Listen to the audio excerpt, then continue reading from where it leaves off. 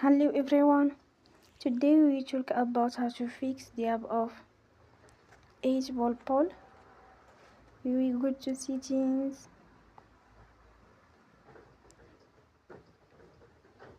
then we click on apps.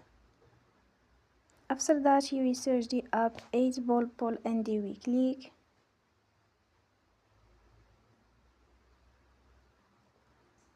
You will on for stop.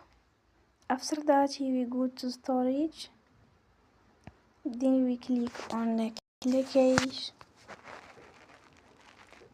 In the end, turn your phone and you will recharge your phone again.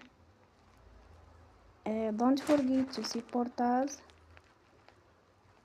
by like and subscribe. See you next time and thank you for watching.